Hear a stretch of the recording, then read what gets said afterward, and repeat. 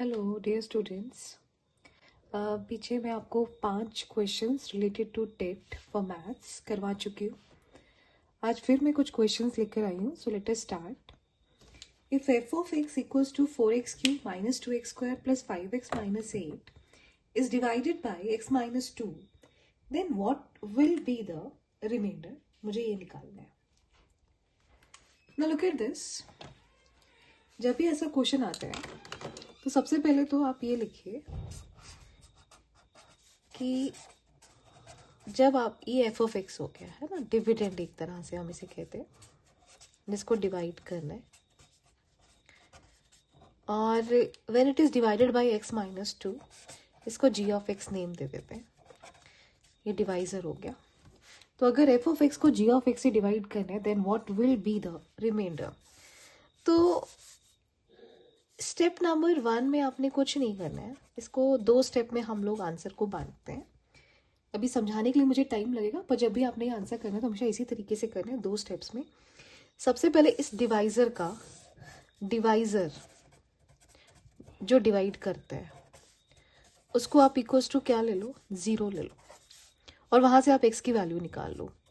That is x minus 2 equal to 0। तो यहाँ से माइनस 2 इधर जाएगा तो it is will be plus 2।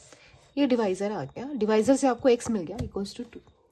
अब रिमाइंडर की जब आप इस डिविडेंड को इस डिवाइजर से डिवाइड करते हो, स्टेप नंबर 2, तो आपका रिमाइंडर क्या बनेगा। वो स्टेप नंबर 2 में हम रिमाइंडर कैसे निकालते हैं वो बताती हूँ। रिमाइंडर में कुछ नहीं करना।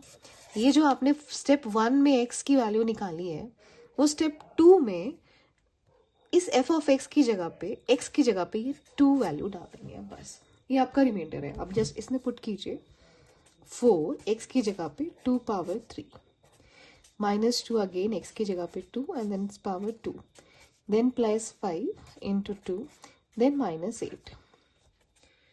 2 to the 4, 4 to the 8, minus 2 का square 4, plus 5 2 is 10, minus 8.